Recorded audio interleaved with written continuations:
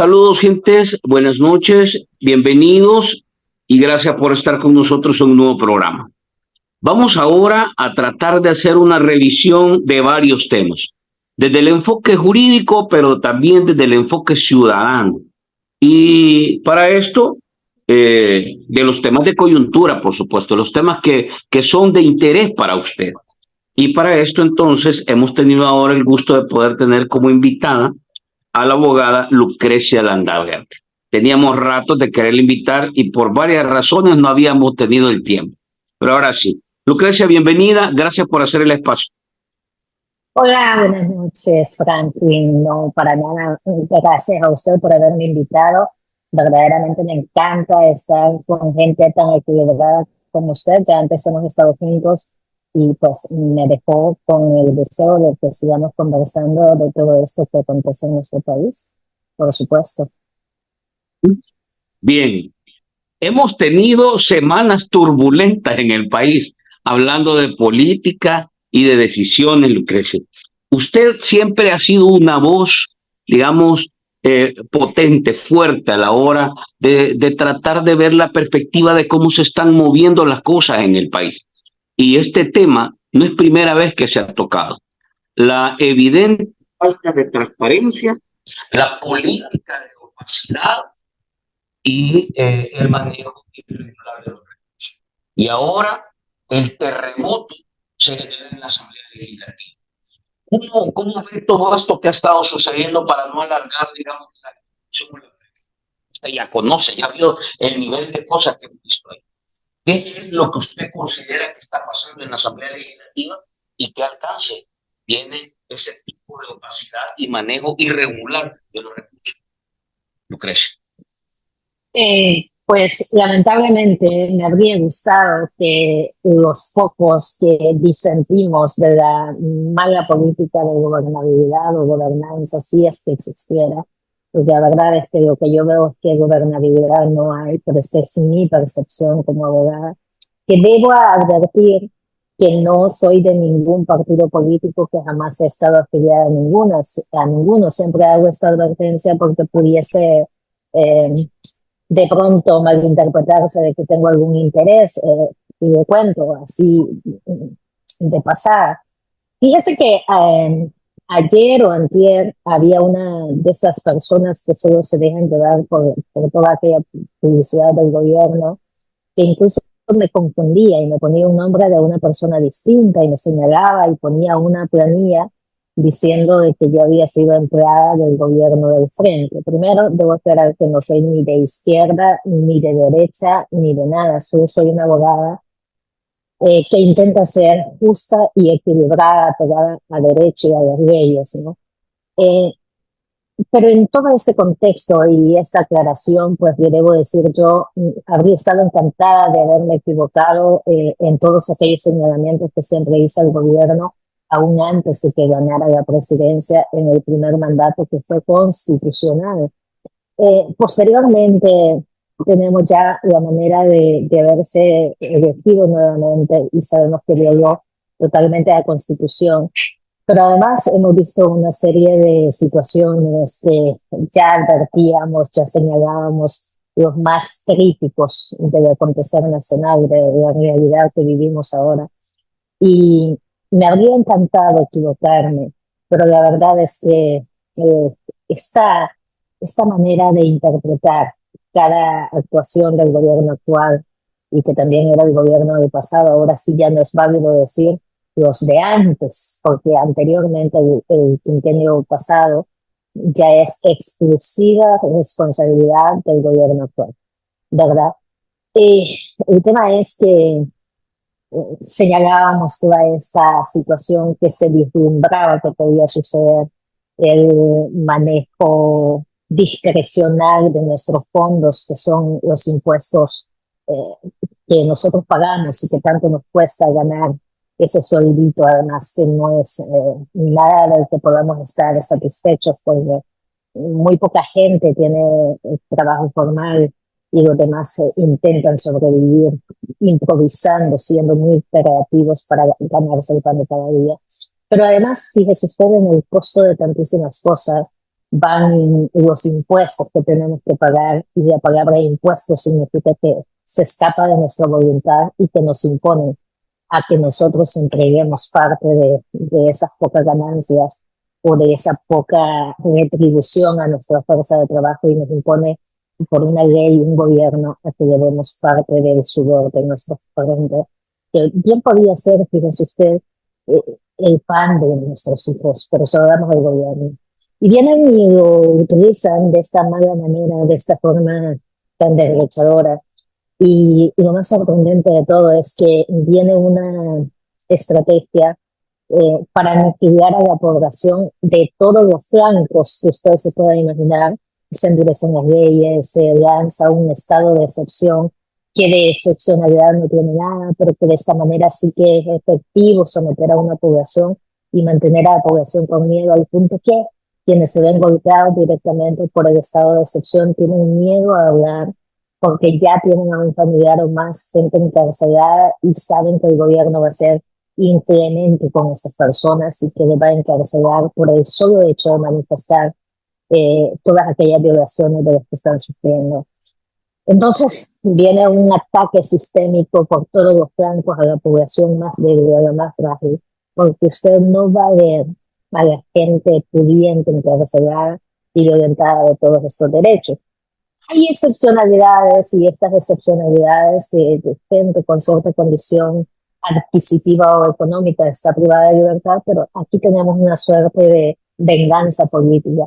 Lo que jurídicamente se llama lawfare, utilizar el sistema de justicia para aniquilar a quienes considero mis enemigos políticos, ¿no? Pero con todo y todo esto, esta intro que le estoy haciendo, pues vemos de que además tenemos la gravedad de que si nosotros denunciamos a un funcionario, a un político, de toda esta galopante corrupción de la que estamos siendo víctimas, viene el funcionario, además, con todo el cinismo y con toda la perversidad del sistema, la manipulación, tienen a sus jueces y más, y es el que está defalcando al Estado, el que se está robando nuestros impuestos, quien nos puede denunciar, nos puede demandar y nos pueden condenar porque son sus jueces, porque es su fiscal, porque son sus funcionarios, porque son sus magistrados. Y ahora en día tenemos la alarmante situación que no se va preso el ladrón que está desfalcando las arcas del Estado, sino que el que se va preso es aquel que denuncia al ladrón. En esa posición estamos, y hemos visto entonces una serie de cosas. Ya decía usted, le daba su propia definición, eh, pero vemos todo ese descubrimiento que hacen eh, unos personajes que yo voy a llamar héroes, anónimos, desde el amplio espectro digital, la complejidad que eso implica, introducirse en un sistema tan blindado, donde se ha reservado toda la información, porque saben que ahí son frágiles, porque saben todo lo que están haciendo y porque saben que se están aprovechando de la población, pero además utilizando el sistema jurídico para que nadie pueda alzar la voz, para que usted y yo, que nos atrevemos a señalar todo esto, en cualquier momento incluso nos inventen un delito y nos metan en los chats. Así de impresionante está el panorama ahora. La gente más vulnerable no puede quejarse de lo que está pasando, y por si eso no fuera suficiente ya, el gobierno actual, lo voy a llamar así, la cabeza del gobierno actual, me cuesta llamar presidente a una persona que se eligió pisoteando la Constitución y nuestro ordenamiento jurídico, pero este señor que ahora encabeza el ejecutivo del gobierno actual les hace levantar la mano y además jurar y prometer que ni siquiera se van a quejar de todo eso. Y pobre de aquel que se queje de todo lo que está pasando, o que revele toda aquella situación que está fuera de la ley, ¿verdad? Porque ese va a ser perseguido y ajusticiado por esos delincuentes con poder. Se lo dice quién, una abogada que además está siendo procesada por el simple hecho de presentar un caso delicado en un momento de emergencia, y pues como una estrategia vengativa pues también me abren un proceso para ver si de esta manera me suspenden de abogado.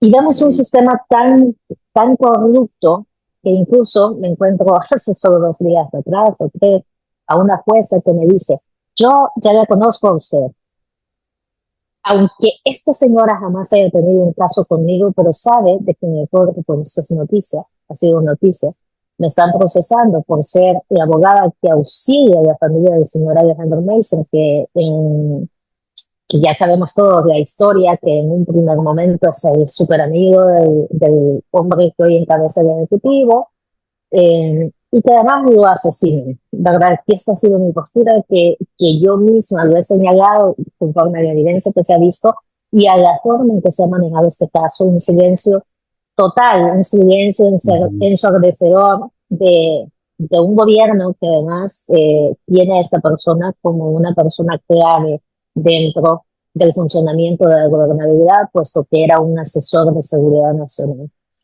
Entonces, Sí. vemos todos estos contrastes y vemos que aquel que se atreva a desvelar todo lo que está pasando, lo van a justiciar de esa manera.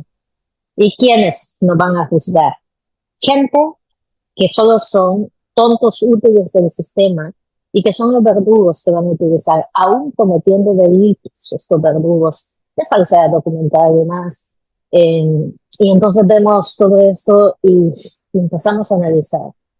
¿Cuál es el objetivo principal? Primero es mantener a una población sometida totalmente, ya no por haber jurado de que no se van a quejar de manera voluntaria, sino que además eh, la tienen sometida con la fuerza punitiva del Estado. Esto significa con la coacción que utiliza el poder punitivo del Estado, que esto es el poder represivo que utiliza el Estado a través de las autoridades manipuladas por él. Entonces es bien preocupante. El panorama es tan preocupante, la inseguridad de la población es tan fuerte, tan potente, que si antes huían de los pandilleros, ahora la gente huye de los abusos de estos, que muchos de ellos son delincuentes con un poder impresionante porque son quienes nos gobiernan. Esto no lo digo yo, lo decía el mismo ex asesor de seguridad nacional, que empieza a revelar que hay delincuentes dentro de la Asamblea Legislativa y que unos hacker-activistas, lo llaman, de ciberinteligencia, nos revelan que la corrupción ahí es una cosa impresionante, impresionante. Y vemos la conducta de estos mafiosos que malamente se les llama legisladores, pero que llegan únicamente a puchar botones, que en unos momentos de toda esa retórica que utilizan, de todo ese mensaje articulado para engañar a la población, donde dicen que ganan menos de $14,000 y, y hacen creer a la población de que ellos ganan una nada. Y vemos a un presidente que da unos, presidente, ¿no? Lo llama la gente, pero la verdad a mí me cuesta. Y dice que estos mafiosos cuyabotones verdaderamente ganan un poco más de $14,000. Viene otro que tiene el carácter de presidente de un poder importante del Estado, que sería la Asamblea Legislativa, y dice este señor Ernesto Castro que los diputados tenían asignado $18,000. Y vienen entonces unos cuestionamientos: ¿quién miente? Y nos encontramos que mienten todos y que la población solo es una masa manipulada que escucha unas promesas que al final nunca terminan de gestarse, porque lo único que reciben es represión y más represión, al punto que un gran número de la población se encuentra privada de libertad aún sin haber cometido delito alguno. Así de impresionante, así de impotente podemos sentirnos con un Estado que además es un Estado criminal. Esto lo digo yo como abogada penalista. Abogada Lucrecia, una pregunta aquí para pasar ya al siguiente tema que me interesa. Pero desde el enfoque jurídico, como viendo la ley, pues, porque la gente solo se queda viendo, el ciudadano. Nosotros solo podemos quedarnos viendo todo lo que está pasando ahí, pero en realidad ahí hay delitos que pueden procesarse o deberían de procesarse en todo eso que hasta hoy hemos logrado ver a partir de estas filtraciones, se podrían o se podrían generar, digamos, procesos en función de esto que estamos viendo, porque se habla de nepotismo, se habla de dobles, triples plazas, se habla de contrataciones a familiares, a parejas, a esposas, entonces, ¿eso constituye delito o simple y sencillamente es opacidad y ahí queda? No, efectivamente son delitos y se llaman delitos de corrupción. Esto no es una simple cosa que pasa. Ay, decía uno de las cuentas que esta gente utiliza para justificar todo este desfalco que están haciendo a discrecionalidad. Yo me fijaba porque tenemos que fijarnos en todos, en esas cuentas bots que crean ellos mismos para justificar el magno robo que nos están haciendo a la población. Empiezan con una Chivo Wallet y un Bitcoin, no sé qué y no sé cuánto, para lavar dinero, para defraudar al Estado. Y bueno, nos enteramos que además estos, yo no sé, no son ni funcionarios porque son unas personas que puchan un botón, que bien se pudiesen presionar todos esos botones con un interruptor y nos evitamos de que les estemos pagando lujos sobre lujos a estos buenos para nada, pues, ¿verdad? Para lo único que son buenos es para venir y vaciar las arcas del Estado y además puchar un botón para que se encarcele a mucha gente eh, con cero políticas de persecución a la criminalidad, a la delincuencia, porque lo único que se hace es, se decreta un estado de excepción y bajo este decreto se encarcela a mucha gente y se le mantiene privada de libertad.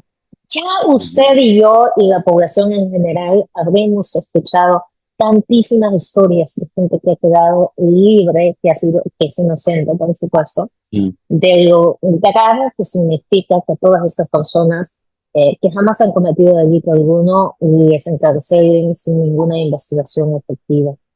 La verdad es, vea usted, que hay muchos delitos que se pudieran perseguir, empezando por esos crímenes de lesa humanidad que cometen los cuyabotones, porque cuando ellos cuyan el botón, que ya decía yo, podemos evitarnos pagar todo eso, le ponemos un switch al presidente ahí en su escritorio para que ni se mueva y pucha todos los botones y ya está, ¿verdad? Solo. De una vez, y no necesita ese montón de gente prepotente, vulgar, a la que le estamos pagando tantísimos privilegios, cuando tenemos una población con unas necesidades extremas, desempleada, el alto costo de la comida, ya usted sabe que incluso se habla de que las verduras están por unos precios verdaderamente increíbles, los precios de la comida están por las nubes, la gente desempleada, la crisis que ha generado que encarcelen a tantísimos inocentes, porque además los familiares de estos inocentes viven una extorsión permanente. Fíjese usted, de todo este aparataje amalgamado precisamente para destruir a la población. Son víctimas de una extorsión permanente de un director que además les exige que les depositen paquetes a gente incluso que ya está muerta y que los familiares ni saben que estaban muertos, pero les siguen quitando el paquete y hay gente en condiciones donde además de que deposite un paquete,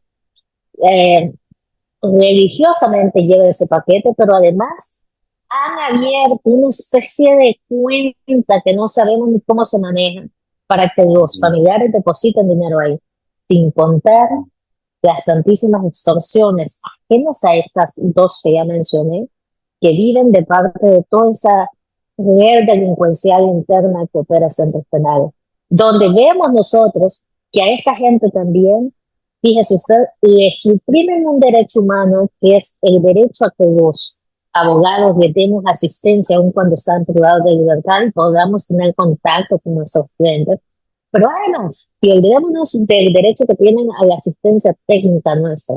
pero además le violentan el derecho humano a recibir visitas de sus familiares y el derecho a los familiares también contrapuesto de saber en qué condiciones están esos privados de libertad que además no han sido declarados culpables.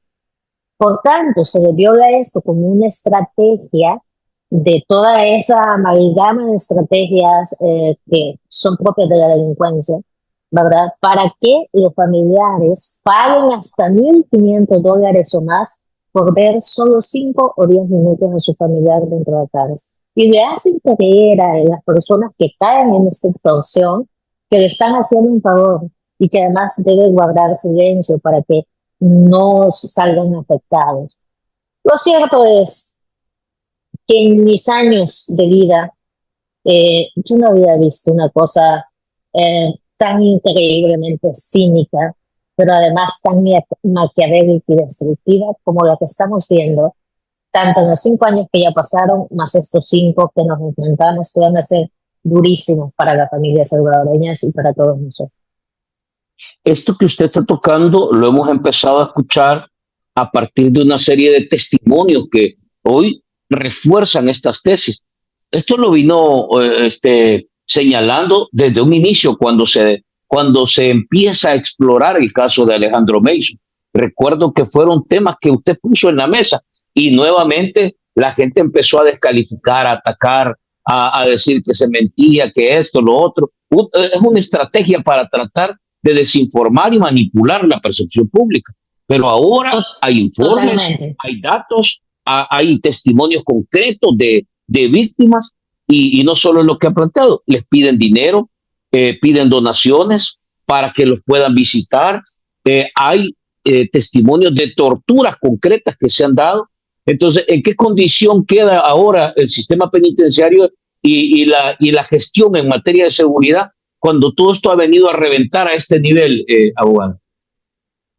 Mire, estamos en un nivel de crisis político-jurídico, y lo llamo político-jurídico porque tenemos una crisis política. Lo que tenemos es a un puñado de mafiosos que por encima de la Constitución se quedan en el poder, por encima de nuestras voluntades, manipulando una institución como lo es el Tribunal Supremo Electoral. Tienen el Tribunal Supremo Electoral, tienen a la Fiscalía General de la República y tienen además a la Corte Suprema de Justicia. Entonces, prácticamente la población está en, ¿cómo le puedo yo decir? Está en total abandono de protección institucional. La población no tiene una protección jurídica a pesar de que tenemos un sistema judicial y a pesar de que tenemos un amplio marco jurídico que además es potente en materia de derechos humanos, de leyes, pero como tenemos a un puñado de mafiosos administrando justicia, pero también administrándonos en todo el tema de la administración pública, valga la redundancia. Entonces, estamos en manos de un puñado de mafiosos que lo que nos garantizan es la cárcel, sin más, incluso si lo denunciamos a ellos.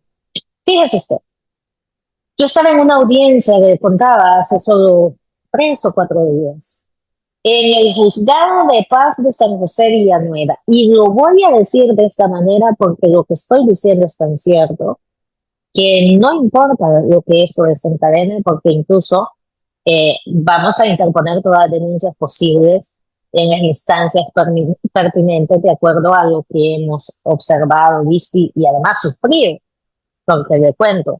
Llego yo a este Tribunal de Paz y la jueza se pone de pie, pierde el control y me dice, yo sé quién es usted, está acostumbrada, y haciéndome así como le estoy haciendo, está acostumbrada a estar en toda la sala de audiencia y hacer lo que usted quiere.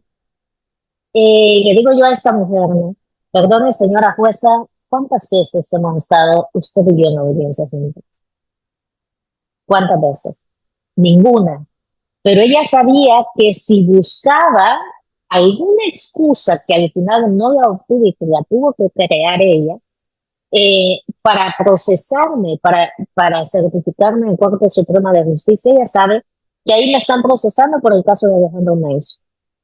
Entonces, viene y utiliza esa estrategia de ser una funcionaria temeraria que lo que hace es amenazar, amedrentar para que yo no gane mi caso y además me aparte del caso porque lo que quiere es condenar a costa de lo que sea. Y ella podía condenar, y le cuento, porque a pesar de ser un tribunal de paz, lo que pasa es que estaba conociendo un caso de familia que nada tenía que ver, fíjese usted, y el hecho era por violencia intrafamiliar. Yo defendía a la señora, a la víctima de todo esto, pero que siendo la víctima había sido calumniosamente denunciada porque el fin principal era destruir a la pobre mujer, ¿verdad? Yo le tengo mucho aprecio a ella y viendo lo que estaba pasando, pues no podía sino luchar para demostrar que todo aquello era un artificio. Pero esta señora que estaba juzgando seguía instrucciones de un abogado de la contraparte y seguía al pie de la letra de ese libreto al punto de llegar a insultarme. Entonces, vemos que este tipo de gente con estos comportamientos bestiales administran justicia y que van a pasar por encima de la dignidad de cualquier persona y por encima de los derechos de cualquier persona, porque no alcanzan a separar los niveles de bestialidad que desembocan con la justicia que están administrando. Al punto de cuento que esta misma señora pone a una testigo de espalda, dándome de espalda a mí que yo tenía que interrogar. Y le digo yo, señora juez, le solicito que se pueda colocar al testigo en una posición donde todos la podemos observar, porque estaba viendo su espalda, pues. Entonces, y dice, aquí mando yo. Y aquí se hace lo que yo digo, aquí así se hace y aquí mando yo. Esa es una respuesta de una profesional que administra justicia. Claramente no. Pero además vinieron a unos insultos, uno tras otro, y estaba este abogado bastante mafioso que la única estrategia que llevaba era solamente toser, para entorpecer, toser. Imagínese usted el nivel de profesional. Empezaba a toser de una manera que desesperaba y decía objeción por todo. Leía un mismo artículo de estas objeciones y daba un palabrerío en el que él mismo se enredaba, se tropezaba y más. Y la señora jueza decía, al lugar a lo que dice el abogado, al lugar a todo. Y todo aquello que yo dijera no me permitía ni hablar. Y venían los insultos y venía una torpediación del proceso increíble. Era un boicot total. Y el tema no era que fuera yo el abogado, el tema era que fuese el abogado, la estrategia estaba instalada. Se aprovecharon a que en ese caso fuera yo la abogada y que en este caso pues soy la abogada que además ya tiene un caso en contra de sí por el solo hecho de ser la abogada del señor Alejandro Meiso. De hecho, el proceso se fundamenta en una noticia de un 15 de abril del presente año que sale de la prensa gráfica. Y eso es lo que se me imputa, lo que se me acusa, y usted puede buscar la noticia, que no es constitutiva de ninguna infracción de nada. Pero la verdad es que tenemos ese sistema con ese tipo de gente que funcionarios no son. Funcionarios es algo que funciona, pero la verdad es que son verdugos, son gente exclusivamente para linchar al que el gobierno actual considere su enemigo por las razones que sean. Y ese nivel de intimidación, Lucrecia, es generalizado, digamos, porque aquí hay varias cosas que hemos escuchado. Esta no es primera vez que escuchamos digamos, de una actuación o un intento de intimidación a los abogados defensores, que en muchos de los casos la gente ya no quiere aceptar, digamos, casos de la gente que está acusada, porque francamente temen a eso, ¿verdad? Pero adicional a eso, y aquí le voy a poner 2 o 3 cosas que han aparecido, entiendo que usted también debe haberlas escuchado. acusaciones de corrupción porque piden sobornos a abogados de la Procuraduría General. Hemos también escuchado abogados que cobran cantidades enormes de dinero ofreciéndoles que tienen contactos para dejar salir libres a la víctima, agarran el dinero y desaparecen. Entonces, este tipo de cosas están pasando y por eso dicen, como hablábamos anteriormente, que a los familiares les piden por lo menos la denuncia concreta que ha dicho Fidel, es que $420 le pedían a sus familiares para entrar ahí. Luego dice que piden el concepto de donaciones. Esto que le comento de los abogados de la Procuraduría pidiendo sobornos, abogados que en realidad dicen que van a dejarlo libre, agarran dinero. Entonces todo eso parece que se ha convertido, este esquema del régimen de excepción y la operación del sistema de justicia, en un mecanismo de sacar dinero. Y básicamente eso es como que se ha venido operando. ¿Cómo lo ve usted que está de alguna manera cerca de toda esta dinámica? Bueno, que la delincuencia es quien está justiciándonos. Cuando vemos a un extorsionista, a alguien que pide sobornos, pues eso es delito, ¿verdad? Eh, entonces, lo que vemos es que hay delincuencia institucionalizada que además tiene que juzgarnos. Imagínense ustedes a los niveles que hemos llegado, pero eso es verdad. Nosotros veíamos, si usted googlea y busca, esto sucede en todo este contexto de las capturas arbitrarias, donde había una fiscal que cobraba por meter presa a la gente. Esta fiscal tiraba órdenes de captura y cobraba por eso. Entonces, de esta manera hacía dinero, ¿verdad?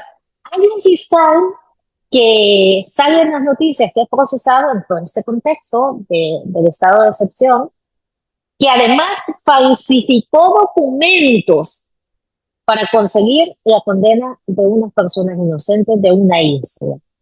Puede usted buscar esas noticias y lo va a poder constatar. Pero así vemos una multiplicidad de situaciones. Fíjense que yo contaba el caso de esta jueza de paz de San José Villanueva y empezó gente a contactarme de manera privada para decirme, a mí me pasó esto con mi casa en la tienda, con mi casa en no sé dónde, y es gente de cierta condición económica. Y me pasó esto y esto y esto. La jueza, dicen ellos, estaba totalmente parcializada del lado aquel, un interés tenía, eso es evidente, y empiezan a contar todas sus historias, ¿verdad? Entonces vemos de que efectivamente lo que tenemos es a un montón de gente cometiendo delitos como un modus operandi para obtener dinero. Y cabe la pregunta, ¿verdaderamente se está combatiendo a la delincuencia o los delincuentes nos están combatiendo a nosotros, a quienes decimos de que existe la delincuencia? Lo cierto es que mientras la población sigue adormecida con esta publicidad y esta propaganda tan instalada, también instalada, está pero tan bien instalada, que incluso le pagamos nosotros a gente que viene de afuera y vemos a un fulano que sale hasta con una pistola diciendo que por terapia hay que matar. Y este fulano es un venezolano que está en nuestro país, que nosotros le pagamos sus privilegios con nuestros impuestos y además viene a hacer apología del delito mostrando un arma, que eso es delito. Usted no puede salir con un arma, lo van a traer y lo capturan. Este sujeto sale con un arma, Eduardo Meloni, una cosa así se llama el sujeto, ¿no? Sale con un arma y nosotros le pagamos todo eso y le dan residencia al hombre aquí. ¿Qué estamos haciendo? ¿Estamos verdaderamente combatiendo la delincuencia o estamos importando delincuentes para nuestro país como si ya no tuviésemos suficientes? Y viene una serie de preguntas. Y por esto que yo acabo de decir, este señor delincuente puede venir hasta denunciarme. Y sabe que él quedaría como víctima para el sistema y yo como la mala, porque dije que hemos importado un delincuente que estaba enseñando un arma y que estaba diciendo que matemos a la gente. Entonces, verdaderamente, eso es lo que tenemos, ¿verdad? Yo, por supuesto, cuando hago estos señalamientos, a lo que me puedo atener, a las consecuencias de mi propia valentía de poder denunciar a todos estos delincuentes que están manejando nuestra vida, porque la manejan.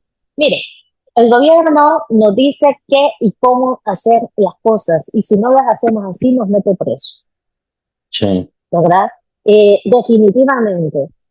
El gobierno nos impone a que nos callemos, a que no digamos todas estas cosas. Y si nosotros señalamos un sábado en proceso, yo ya tengo los procesos, va, porque señalo lo que señalo.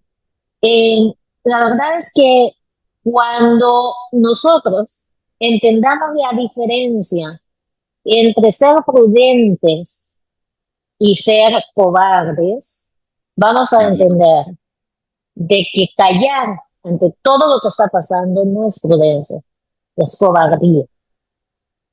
Y yo le invito a todos los que puedan ver esto después, que si tienen miedo y no tienen otra cosa que perder, además, y si ya lo han perdido todo, bueno, buena ganancia sería, que al igual que yo, también pierdan el miedo. Si ya nos quitaron todo, ahora que nos quitemos el miedo, sería fantástico, fabuloso, para que sigamos denunciando todo esto y que ojalá a corto plazo esa gente que le va a chillar la tripa, que va a tener hambre, que va a tener necesidades y que solo viendo esos videitos editados y esas cadenas nacionales que hace un gobierno que les promete que va a combatir a la corrupción, pero los tiene ahí metidos en el poder, pues cuando esa gente sea premiada por el hambre, por tantas necesidades y más, pueda de alguna manera exigir un cambio en nuestro país y sean parte de este cambio. Ojalá y esto se pueda hacer y que yo lo pueda ver estando viva, porque la verdad es que estamos tan vulnerables que nos puede pasar que protegernos casi todos. que cualquier cosa, ¿no? Hay que protegernos ahora todos, hay que protegernos ahora todos, porque en realidad tiene razón lo que he dicho ahora. Y digo porque lo hemos recibido las denuncias, las hemos estado viendo. O sea, ya no se puede tapar eso, ya es imposible taparlo. Quiero pedirle a los que nos están viendo, a la comunidad, que me manden sus preguntas. Vamos a compartirle un par de preguntas a la abogada Lucrecia Landaverde, aprovechando la que está con nosotros ahora. Solo me quedan dos preguntas que quiero hacerle de mi parte y luego nos vamos con los comentarios y las preguntas. Hay varias gente que le está mandando saludos, que la felicita, que reconoce la valentía, pero vamos a ver. Hay una iniciativa para reformar, digamos, una nueva reforma al sistema de ley que tiene que ver con la detención preventiva y con otros aspectos. ¿Cómo se ve desde la parte jurídica como abogada? ¿Qué pretende? ¿Cuál es el propósito de estas reformas? Y en realidad, ¿cómo puede impactar en positivo o en negativo, digamos, tomando en cuenta las condiciones que está el sistema de justicia en este momento? En esas reformas penales no hay nada positivo. Todo es preocupante. Lo que está proponiendo el fiscal general es lo siguiente. A través, por supuesto, de estos que pillan los botones y que hacen todo con dispensa de trámite, sin ningún análisis, porque además no es gente capaz de hacer un análisis, ni siquiera tienen capacidad de tomar decisiones. Son simples robots que tienen que puchar un botón y por eso ganan muchísimos miles de dólares mensuales. Y además le dan el beneficio de tener hasta unas damas de compañía bailándoles en la noche ahí en la Asamblea Legislativa. Eso es lo que ha quedado descubierto, no es que yo me lo esté inventando, ni que yo quiera ser una vulgar u ordinaria. Son ellos los vulgares y ordinarios, esto ha quedado descubierto. Entonces, vea, el fiscal da una explicación, entre comillas, técnica, y lo que pide es que las penas se hagan más grandes para delitos que no son tan significativos. Lo que al final comprenden todas estas reformas es cabalmente el amedrentamiento para llegar al sometimiento de toda una población. Porque además tenemos que cualquiera puede denunciar de manera calumniosa a otro por una llamada anónima, o incluso sin la existencia de la llamada anónima, le pueden denunciar a usted, se lo llevan preso, dicen que recibieron una llamada anónima y que compruebe lo contrario si ni siquiera le permiten comprobar nada. Le violan todo el debido proceso. Y si le inventan una de estas cosas a usted que no son precisas, que son ambiguas, como por ejemplo piden de que se castiga a personas que llevan objetos, cualquier cosa, ¿no?, en su vehículo, si no demuestra la legítima procedencia, que tenemos que entender que son los documentos que demuestran esa legítima procedencia. Si el que lo va a parar a usted y el que lo va a encarcelar en un primer momento son los policías, y muchos de ellos no tienen ni siquiera un nivel académico. Entonces queda a la discrecionalidad del policía con baja escolaridad de pensar que lo que usted está haciendo es delito. Y hemos llegado a un punto donde los mismos policías dicen lo siguiente: los he escuchado decir estas cosas. Bueno, mira, aquí lo vamos a capturar, ahí demuestre eso ante el juez. Ajá, y a usted lo meten 2 años consecutivos preso. Hay gente que tiene más de 2 años preso, sin derecho ni a defenderse, ya para entonces le han destruido la vida. Y más adelante usted se encuentra con un fiscal como el que procesaron. Esta es una noticia que pueden constatar quienes vean esto ahora o en diferido, pero había un fiscal que hasta falsificaba documentos para conseguir condenas. Y si nos encontramos este tipo de gente operando en el sistema judicial, ¿qué le espera a ese pobre que un policía malintencionado, de baja escolaridad, además decide que usted ha cometido un delito, y lo decide él, aunque usted no haya hecho nada delictivo? Le van a destruir su vida. Entonces, tenemos algo muy preocupante, pero además, dentro de todas estas reformas al Código Penal y Procesal Penal, pues son penales.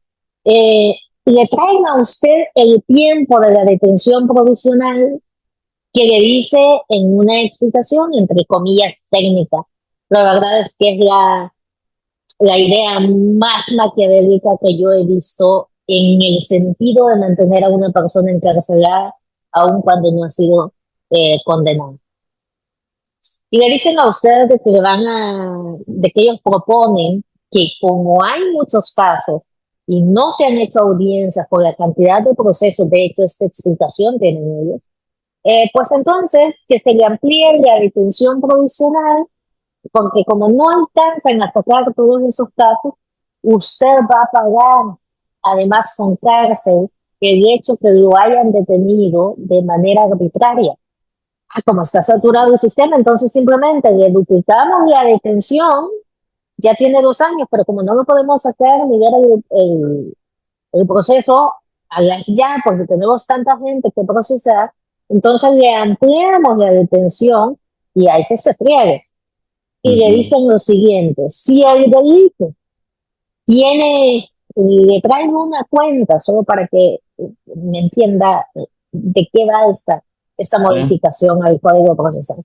Si el delito tuviese 25 años de pena, o 30, si tuviese 30 años de pena, de condena, aún siendo inocente usted, pero como tiene 30 años, la detención provisional puede ser hasta la mitad de la pena.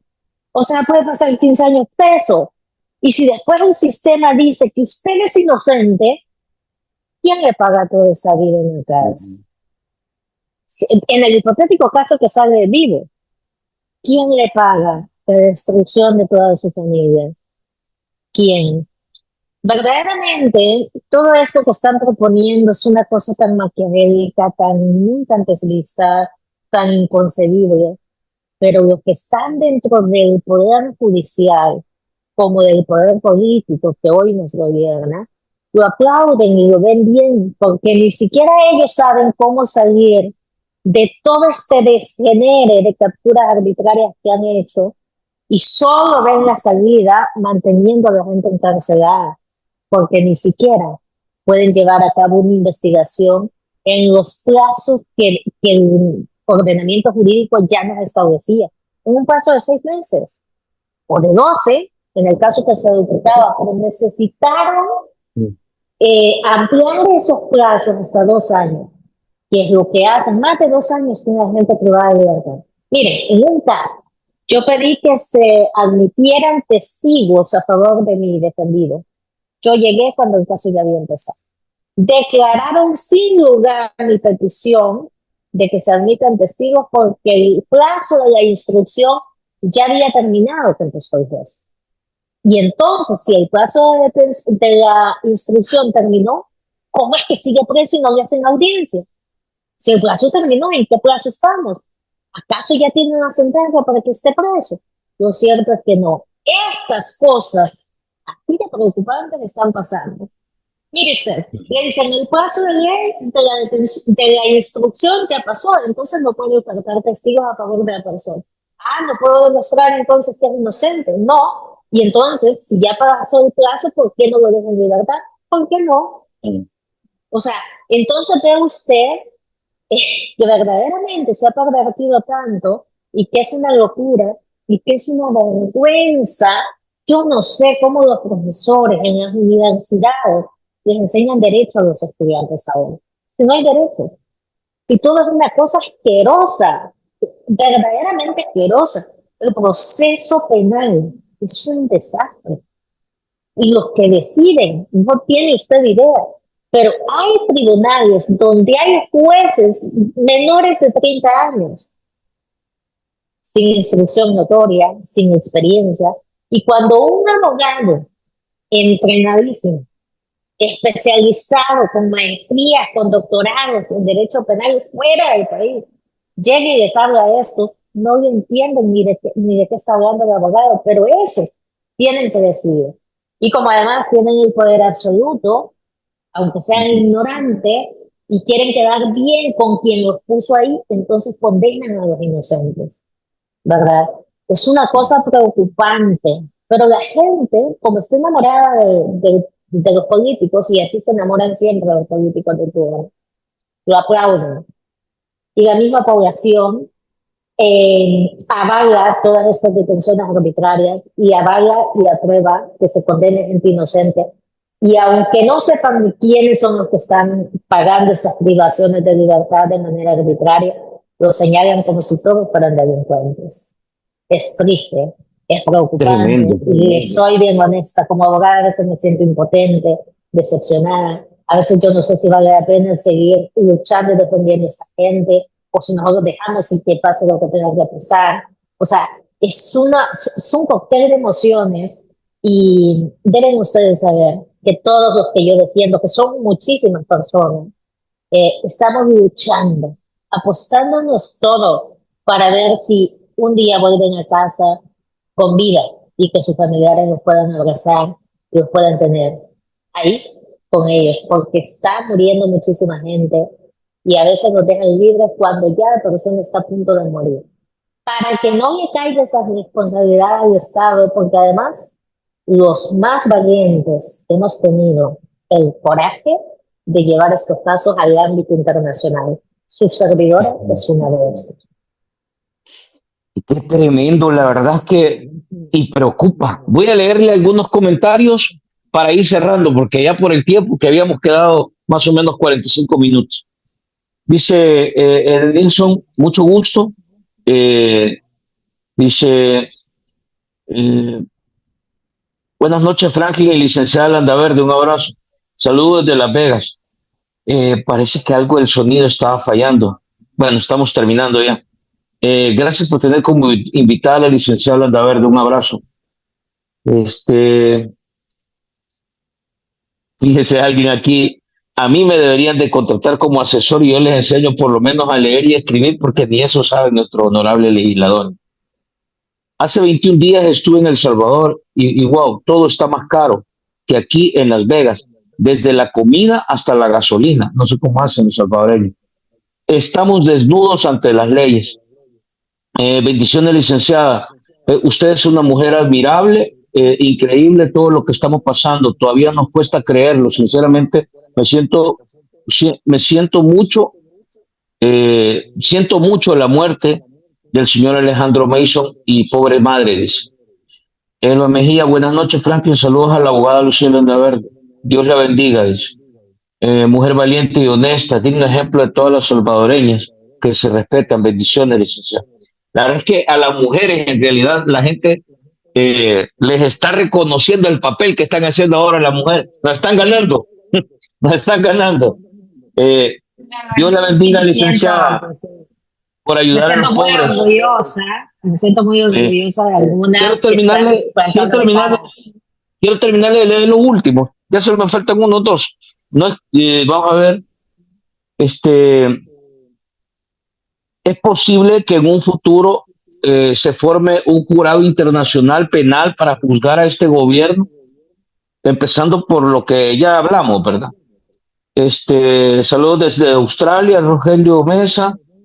Y bueno, y finalmente agregar específicamente en el caso suyo, Lucrecio, que por tratar de exponer la realidad y por tratar de defender un caso que ha sido dramático en el país, que es el de Alejandro Mason y su familia, ¿a qué se ha expuesto? ¿Cuál es la condición como profesional, como abogada y como mujer en la que se encuentra en este país? Porque hay ya procesos en su contra y estos son producto de eso. Tú, para cerrar, tal vez nos hace una reflexión final tomando en cuenta los comentarios y este tema para poder tener un poco la perspectiva de lo que se enfrenta la mujer aquí en el país. Todo aquel o toda aquella que decida poner el dedo donde la población le duele va a ser un enemigo para el sistema, para el gobierno, porque el gobierno no se va a permitir que quienes intentamos generar conciencia, con evidencia, con los hechos, lo hagamos, porque eso daña la imagen del gobierno que quiere mantener a una población adormecida como lo ha hecho hasta hoy el gobierno actual. Entonces, en mi caso particular, bueno, he recibido amenazas a muerte, eh, y han recibido amenazas de una mujer, piense usted, que por lo menos en la cuenta de estas cuentas que tienen miles de seguidores en X, incluso hablaba y amenazaba a mi hijo, un niño de solo 11 años. Es increíble, pero este tipo de agresión, este tipo de violencia vivimos, pueden atentar contra nuestras vidas porque tienen un montón de fanáticos. Usted se mete a YouTube y encuentra un montón de hombres vulgarísimos atacándome por el hecho de ser la abogada que soy. Como hay gente que no puede atacar ideas, que no puede atacar con intelecto, entonces ataca a la persona directamente. En mi caso personal, me atacan por el hecho de que no les gusta, por ejemplo, de cómo hablo. Entonces, me atacan a mí, pero no están atacando intelectualmente lo que yo estoy diciendo, sino que se van contra la persona, porque son una suerte de bestias que lo único que traen es violencia, pero jamás traen un planteamiento, un razonamiento que nos haga de alguna manera reflexionar sobre lo que está pasando y llegar a un consenso o tener hasta un diálogo. No hay eso, lo que hay es violencia deliberada. Y esa violencia se ha manifestado en ataques, en persecuciones del gobierno hacia mí, pero además en una persecución judicial. Aquí puede pasar de todo, desde amenazas a muerte hasta que me encarcelen inventándome un delito más grave, además de suspenderme de abogada. Puede pasar cualquier cosa. Para ser franca, si a mí me preguntaran si con todo lo que estoy viviendo, si pudiera retroceder al pasado, si volviera a auxiliar a la mamá de Alejandro en el momento en que tienen el cadáver, no se puede hacer nada con este cadáver, yo le diría 10 veces más, si es posible, le vuelvo a ayudar. Porque la verdad es que aquí o somos cobardes y nos sometemos o intentamos ser distintos, agentes de cambio, agentes que vamos a luchar por nuestra libertad. Y yo, mientras respire, mientras tenga conciencia y mientras la vida me lo permita, voy a luchar siempre por mi libertad y por todas las libertades de todos los salvadoreños, pero sobre todo porque se garanticen sus derechos humanos cuando menos, porque el debido proceso y sus derechos procesales han sido aniquilados y seguimos luchando contra todo eso.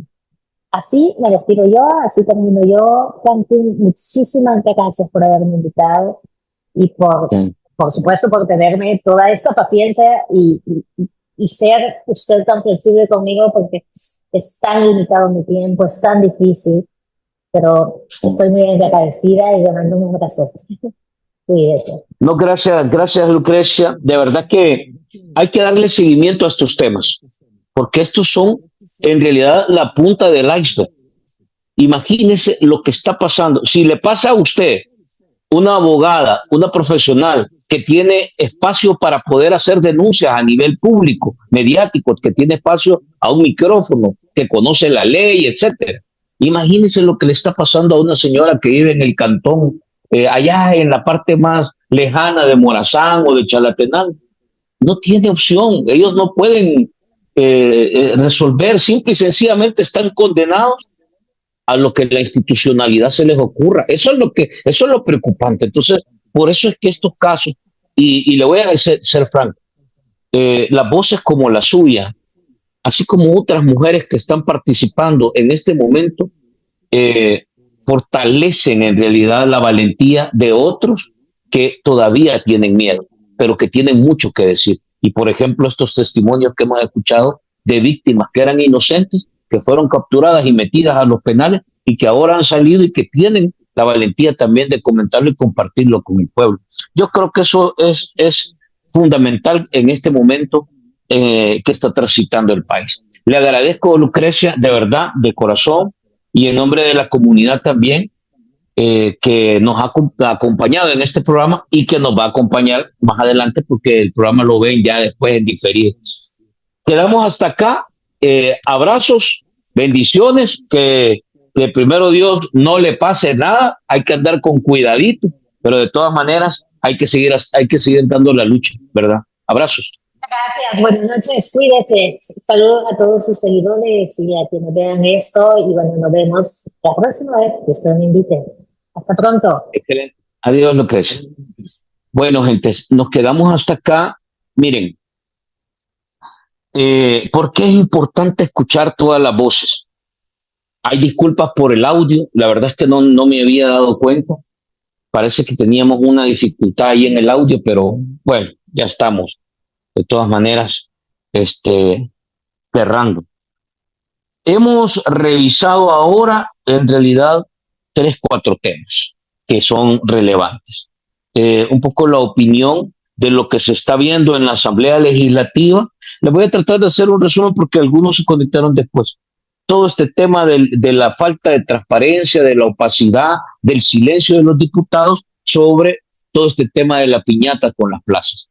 Y lo que dice la abogada Lucrecia Landaverde es que esto en realidad es un delito, que se puede en realidad construir un proceso para poder empezar si tuviéramos un sistema de justicia funcional.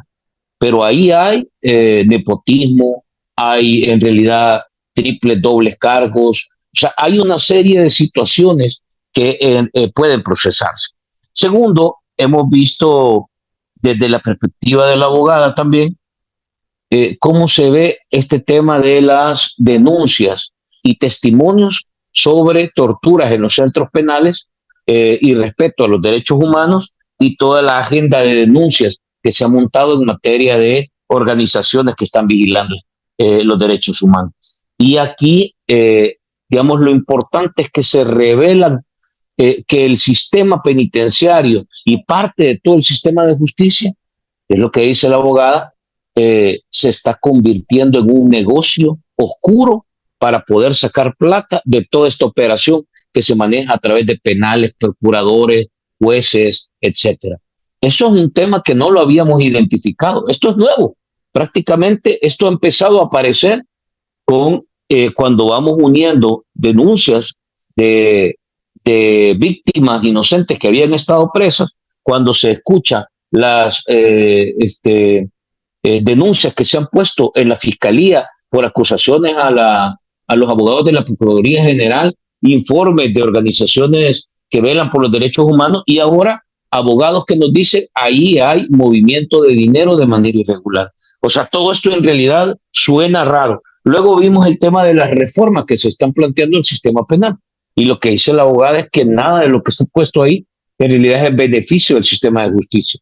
Más bien es una agenda para provocar temor, para atemorizar eh, y para tratar de intimidar. O sea que esto también puede utilizarse como un esquema de régimen de excepción 2.0, para que si usted tiene alguna crítica, si usted quiere señalar algo, si usted quiere en realidad lo que está pasando ahora en la Asamblea Legislativa, si queremos hacer una crítica al respecto de algo, que es correcto hacer esa crítica, puede ser que esta nueva reforma atente contra eso. Eso es un poco lo que nos dejó en la mesa la abogada. Y finalmente hablamos de su condición como profesional, como abogada. Hay varios procesos que se han abierto en su contra y todo por venir señalando este tipo de situaciones que hoy ya no, gracias a Dios, ya no son solo un par de mujeres valientes las que lo señalan, ya es mucha más gente. Y por eso es importante trabajar en función de esto, desenmascarar la desinformación y la manipulación. Y necesitamos seguir demandando que se desmonte la reserva de información. Todos estos temas, todo lo que se maneja por debajo, se traduce en esto que de alguna manera ahora hemos compartido con la abogada Lucrecia Landarrea. Gentes, vamos a quedarnos hasta acá. Ahora fue más bien un barcito FM de informarnos, de aprender un poco de qué es lo que se está moviendo en el plano jurídico. Y con una voz, una mujer, digamos, que ha demostrado valentía, que se para bien, que nombra y llama las cosas por el nombre correcto y como debe de ser, pero que además se ha mantenido en el país y ella lo dice, ha recibido todo tipo de amenazas, su familia ha recibido todo tipo de amenazas, pero ojo con esto, yo lo que le decía al final a ella, ustedes lo han escuchado y lo han visto, y yo me imagino que también ustedes de manera directa y personal han tenido esa experiencia. Hay gente en la zona rural, en los cantones, en una comunidad que no tiene la capacidad, el talento, digamos, su nivel profesional, la cobertura, los recursos para defenderse ante todas estas cosas que están pasando. Y francamente ahí muy poco sabemos todavía, pero hay gente que está pasando situaciones bien críticas por un sistema de seguridad y un sistema de justicia que está actuando a todas luces, por todo lo que hemos visto, arbitrariamente. Entonces, estas reformas de alguna manera buscan normalizar la arbitrariedad y generar también, incrementar los niveles de amenaza, de intimidación y de temor. Y me parece que voces como la de Lucrecia también fortalecen el ánimo de aquellos que de alguna manera están sufriendo y prefieren sufrir en silencio.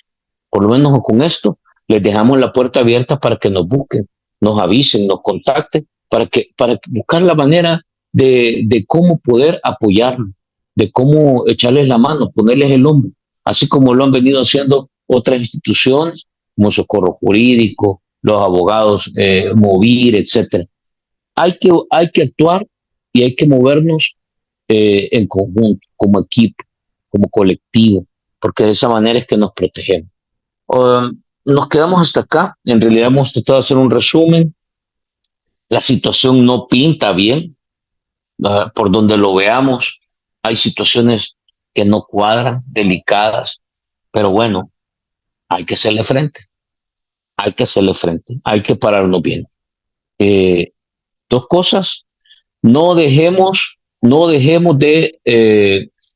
quitemos el dedo de la llaga en este tema que se ha destapado de la piñata legislativa, con todo este tema de las plazas, los $14,500, la filtración que ha hecho este grupo de hackers. Les digo que no quitemos el dedo de la llaga porque ahí hay más información.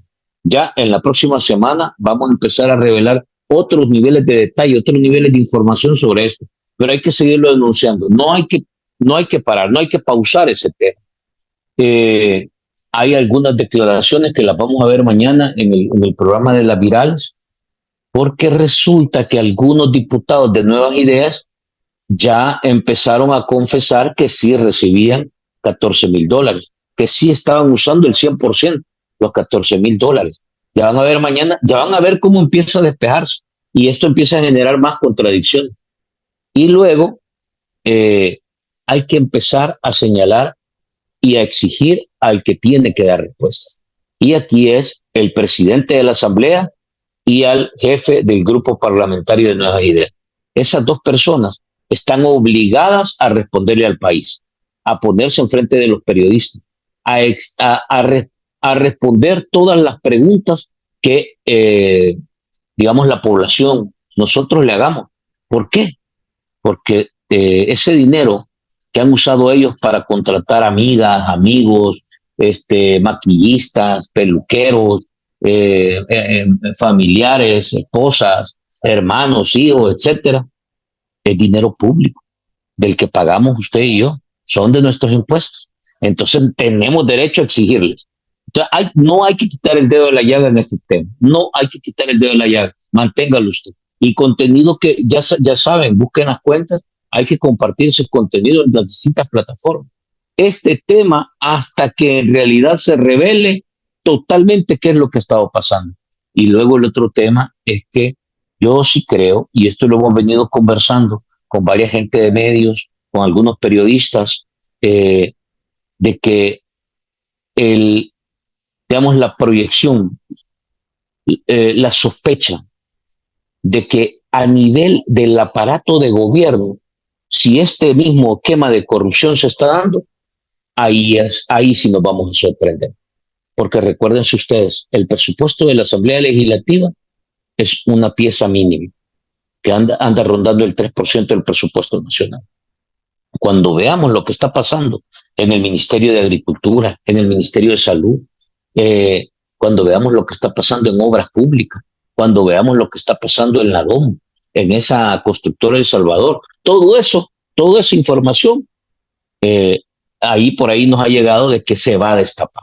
Así que esta situación viene caliente, hay que mantener el dedo en la llaga, hay que seguir haciendo conciencia y reflexión de que en realidad la voz de la ciudadanía es lo que debe pedir y poner las reglas. Miren ustedes a los diputados arrinconados, sin decir ni pío, callados, humillados, avergonzados, porque saben que lo que están haciendo no es correcto. ¿Ya? Ahora tenían que haber elegido a los magistrados del Tribunal Supremo Electoral. Se fueron de vacaciones sin nombrarlos, teniendo asesores, teniendo asistente, asistente de asistente y asistente que es asistente del asistente. Y tienen asesor del asesor que asesora al asesor del asesor. Y teniendo todo eso, no pudieron resolver una cosa que llevan ya aproximadamente mes y medio trabajando. Se fueron de vacaciones ya. Y no nombraron, o sea, ahorita el Tribunal Supremo Electoral quedó acéfalo, porque los otros magistrados, los magistrados que en realidad hay que nombrarlos así, como la peor experiencia en materia electoral que hemos tenido en el país en los últimos años, después de la firma de los acuerdos de paz. No les ocurre papeletas planchadas, se van sin haber entregado la auditoría sobre el voto en el exterior, la auditoría sobre el voto nacional, no la conocimos al detalle. O sea, en realidad este es un ciclo oscuro, opaco del ejercicio del tribunal. Pero hoy estos diputados que han estado más preocupados para ver cómo siguen mintiéndole a la gente, hoy se fueron de vacaciones sin resolver el tema del Tribunal Supremo Electoral. Esos son los diputados que usted tiene ahí. Por eso es que no hay que dejar de quitar el dedo en la llaga. Gente, nos quedamos hasta acá. Mañana vamos a seguir en los temas. Siempre vamos a tener alguna actualización. Pero hoy, por el momento, nos quedamos hasta acá. Una buena plática con la abogada Lucrecia Landaverde. Si no, yo voy a tratar de mejorar el audio y la voy a volver a subir, porque sí, voy a revisar. Aquí la escuchaba bien yo, pero probablemente ahí ustedes no la pueden escuchar bien, así que la voy a descargar, voy a mejorar el audio y la voy a volver a subir sin eliminar eso. Pero bueno, todo para tratar de que ustedes se mantengan 10 con este espacio que tenemos. Abrazos y nos vemos a la próxima. Buenas noches.